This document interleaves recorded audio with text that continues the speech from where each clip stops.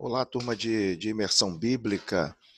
Chegamos à aula de número 3 do módulo Hermenêutica Bíblica e eu resolvi dividir essa aula, que é um pouquinho extensa, em 3 vídeos para que vocês possam ver de forma mais confortável e não ficar durante, de repente, mais de 1 hora e meia assistindo um único vídeo. Então, eu achei que dessa forma seria mais confortável para os irmãos. Então chegamos à parte de número 1 da aula de hermenêutica, e como é de costume meu, eu começo um módulo de uma forma mais tranquila e eu vou evoluindo em cima do assunto, eu vou ampliando a quantidade de informação para que os irmãos possam se adequar. Bem, nós vamos começando fazendo uma abordagem da hermenêutica dentro da história. Isso é importante, porque mais na frente eu vou mencionar a questão de 2 escolas que se ergueram e cada uma com as suas qualidades e características peculiares em face da região. E essa região basicamente tinha uma cosmovisão, tinha uma crença, e essa crença, essa cosmovisão, automaticamente ela afeta a interpretação, tá certo? Então, eu fiz o questionamento de como era a interpretação na história. Bem, o primeiro povo que é importante nós destacarmos são os judeus. E para tal, eu vou acionar aqui uma obra, tá certo? Vai aparecer na sua telinha a partir de agora.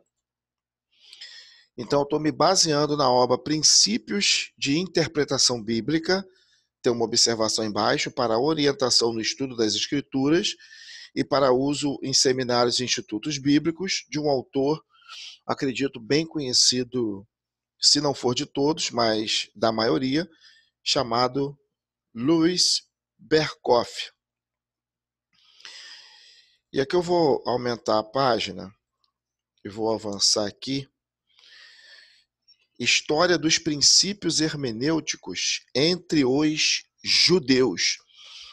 Então é importante entendermos como que os judeus faziam essa leitura, faziam a interpretação do texto. E isso é importante, isso é muito fundamental. Vou descer aqui. Devemos fazer uma distinção entre história da hermenêutica como uma ciência e a história dos princípios hermenêuticos. São esses princípios que nós vamos começar a trabalhar na parte 2 da aula 3. A primeira teoria começa no ano ali de 1567 da nossa era, quando Flacius Illyricus fez a primeira tentativa de um tratamento científico da hermenêutica. A última teve seu início no próprio começo da era cristã. Uma história de princípios hermenêuticos tenta responder a 3 perguntas. Qual era a visão predominante com respeito às escrituras? Qual foi o conceito de método de interpretação prevalecente? Quais foram as qualidades consideradas essenciais ao intérprete da Bíblia? Então, avançando um pouquinho aqui, princípios de interpretação entre os judeus. Então, a primeira coisa que tem que se entender é que nós não tínhamos um judaísmo harmônico. Nós não tínhamos um judaísmo unificado. O que nós tínhamos era judaísmos, no plural. Fariseus pensavam em certos aspectos de uma forma, discordantes dos saduceus que pensavam de outra forma. Nós tínhamos os essênios, aqui os judeus da Palestina, mas nós tínhamos também os judeus da diáspora, da dispersão, que não falavam hebraico. Eles falavam ou aramaico ou o idioma grego. Então, daí que veio a necessidade da utilização e a importância da Bíblia grega, a Septuaginta, que foi a tradução do Tanar hebraico, para a Bíblia grega, ok? No ano aproximado ali de 250, 260, antes da era cristã. Então, segundo aqui o autor Luiz Berkoff, princípio de interpretação entre os judeus, para que este trabalho fique completo, será feito um breve comentário sobre os princípios que os judeus aplicavam na interpretação bíblica.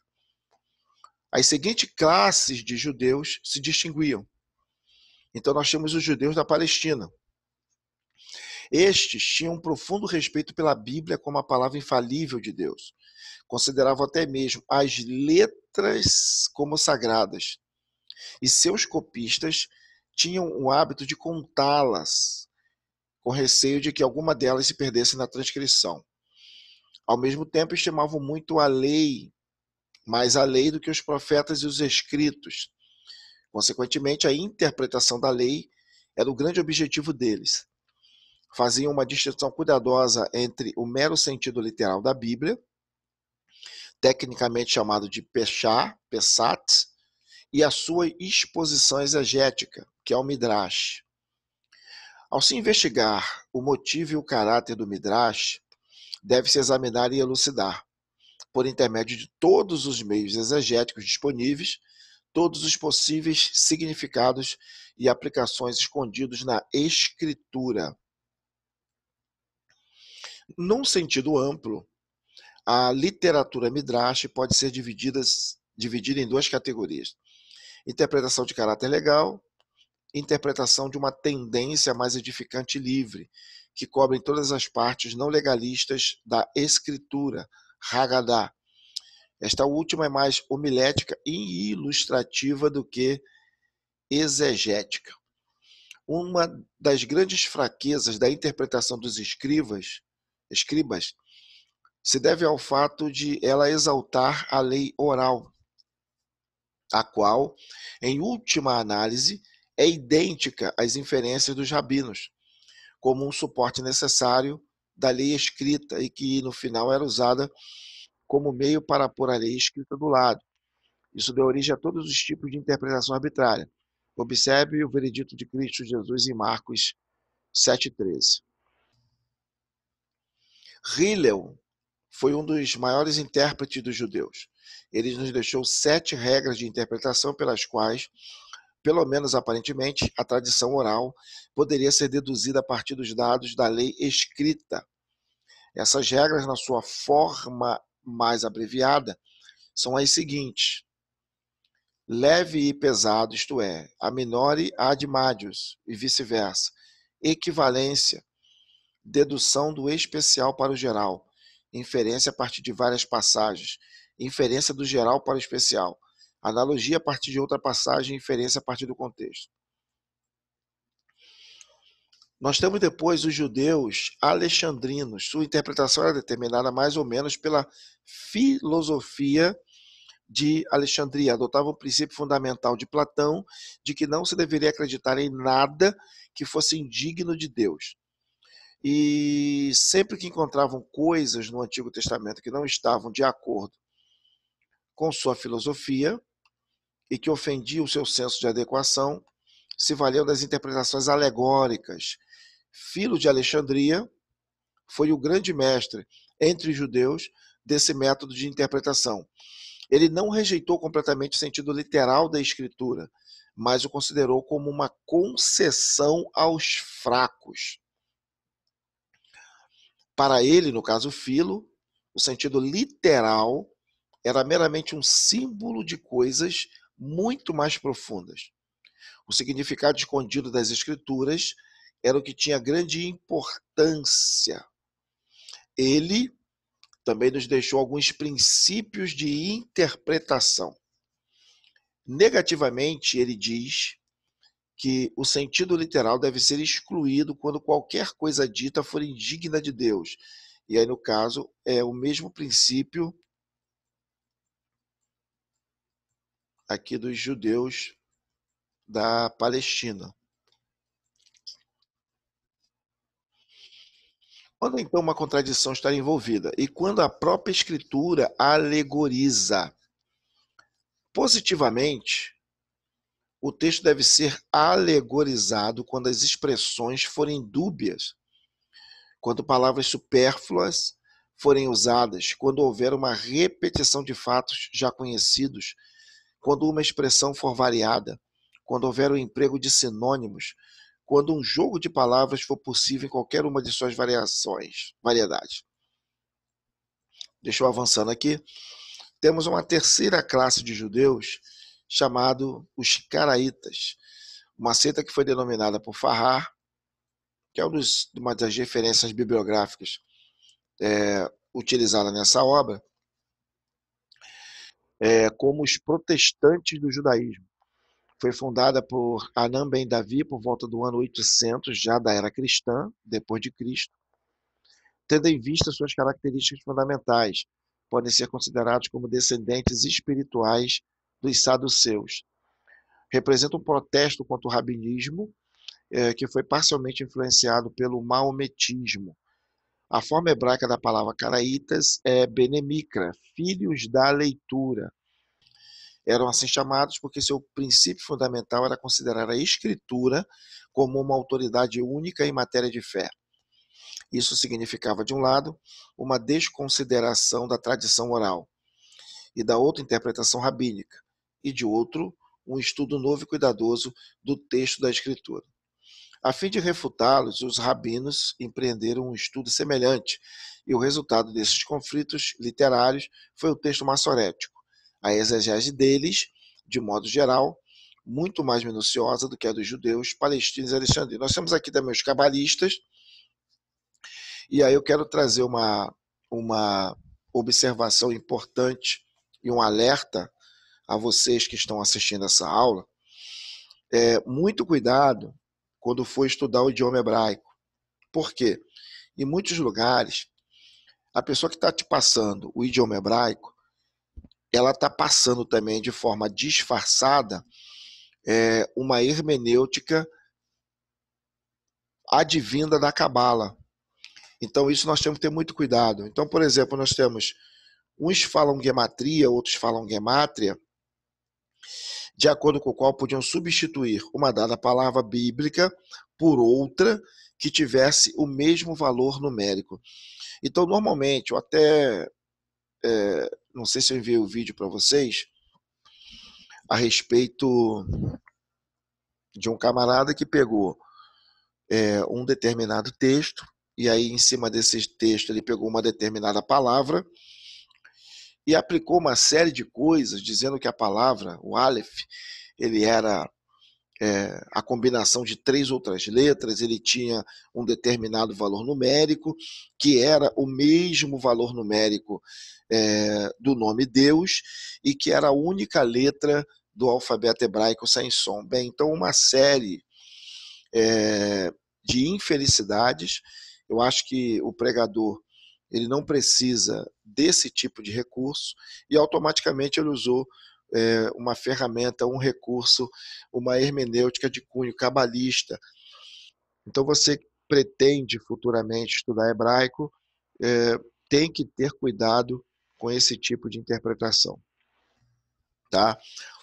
Tem mais duas aqui, Notaricon e Tumorá, não vou chamar a atenção disso. Tá? Temos aqui mais algumas observações. Hermenêutica dos princípios hermenêuticos da Igreja Cristã.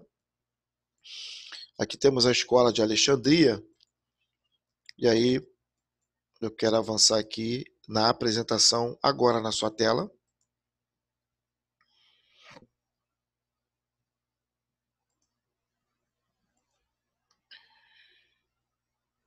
Percebam que... Deixa eu ver se é essa aqui.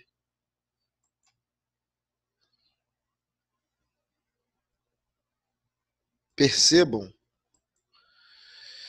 que, então, os judeus eles tinham grupos distintos. E esses grupos distintos, cada um tinha as suas hermenêuticas. E, basicamente, o Filo de Alexandria, ele era um judeu, ele nasce ali no ano aproximado de 20 antes da era cristã e morre no ano aproximado, acho que de 40 ou 50 da era cristã.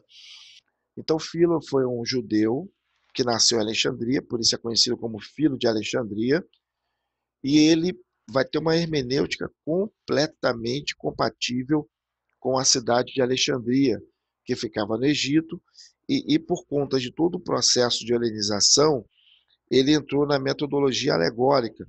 Então, tudo que era texto do Antigo Testamento, Filo aplicava como princípio hermenêutico a alegoria.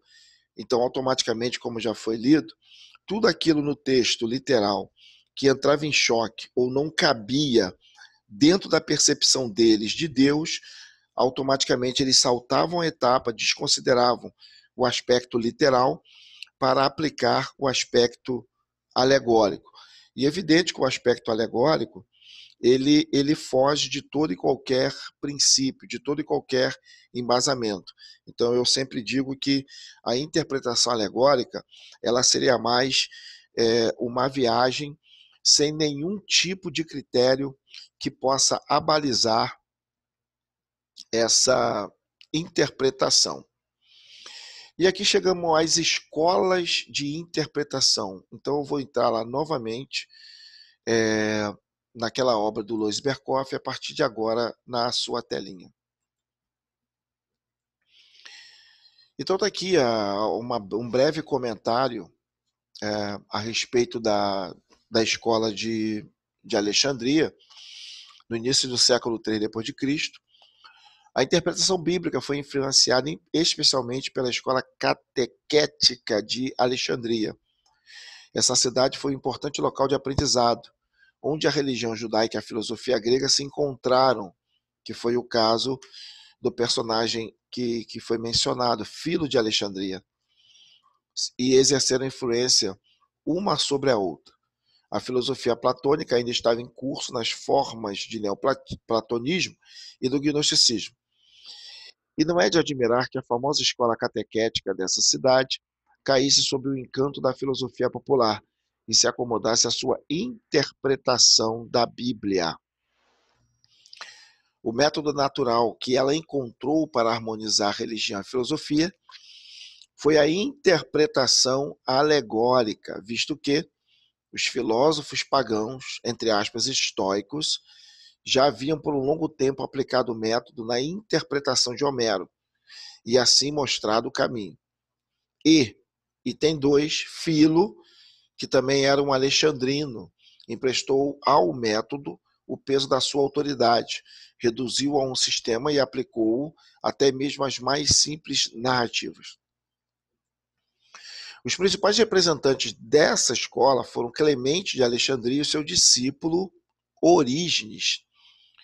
Lembrando aqui que o discípulo superou o mestre. Ambos consideravam a Bíblia como palavra inspirada de Deus, no sentido mais estrito, e compartilhavam da opinião corrente de que regras especiais tinham de ser aplicadas na interpretação das mensagens divinas. Aí teve aqui também de Alexandria, o primeiro a aplicar o método alegórico à interpretação do Novo Testamento como a do Antigo, tá? E Filo que se utilizou desse recurso, tá? Para trabalhar o Antigo Testamento dentro da perspectiva alegórica, ok? Aí temos aqui mais algumas observações. Bem, a escola de Antioquia ela vai ser caracterizada pela leitura mais literal do texto, okay? Mais literal do texto. E, na realidade, essa escola, ela vai ter algumas características que foram adotadas por nós aqui no século XXI. Tá? Deixa eu ler aqui um pedacinho aqui para avançarmos. Está dizendo aqui que Teodoro de Mopsuestia e João Crisóstomo, esses dois homens, diferiram grandemente em todos os aspectos. Teodoro mantinha concepções um tanto liberais a respeito da Bíblia, enquanto João a considerava como sendo em cada parte a infalível palavra de Deus. A exegese do primeiro era intelectual e dogmática, do último mais espiritual e prática. Um era famoso como crítico e intérprete, o outro, embora fosse hábil exegeta, ofuscou todos os seus contemporâneos como um orador de púlpito. Por essa razão, Teodoro foi intitulado exegeta, enquanto João foi chamado de Crisóstomo, que traduzido significa boca de ouro por causa do esplendor da sua eloquência. E aqui nessa obra do Berkoff, nós temos aqui na página 19 da obra e 15 do documento em PDF, mais informações a respeito do tipo de exegese ocidental. Aqui também fala de Jerônimo, que foi o tradutor da Bíblia para o latim, mas na realidade ele corrigiu, porque já tínhamos versões latinas mais antigas. Então, o que ele fez foi basicamente trazer uma melhoria no sentido da tradução. Queria voltar aqui para a apresentação para continuar avançando aqui. Então, como vimos dentro das escolas de interpretação, tem a cidade de Antioquia, inclusive foi nessa cidade que os cristãos foram chamados pela primeira vez de cristãos. Os discípulos de Cristo, melhor dizendo, foram chamados pela primeira vez de cristãos. E Alexandria, por causa basicamente da filosofia grega, ela tinha um cunho muito mais alegórico, um cunho mais platônico, né? Aquele cunho metafísico. Lembrando que a palavra metafísica, ela quer dizer além do físico. Nós temos uma preposição, metá, que está significando além do físico.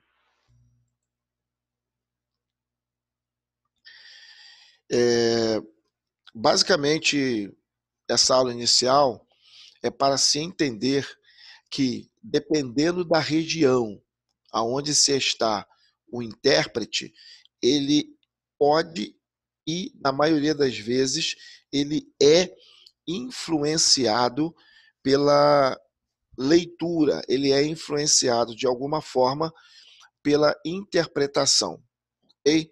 Esse vídeo aqui é uma introdução e já já vocês vão estar assistindo o segundo vídeo e aí sim, o segundo vídeo vai vir com as regras primeiras para se interpretar um texto. Então, que Deus abençoe desde agora para sempre, em nome de Jesus.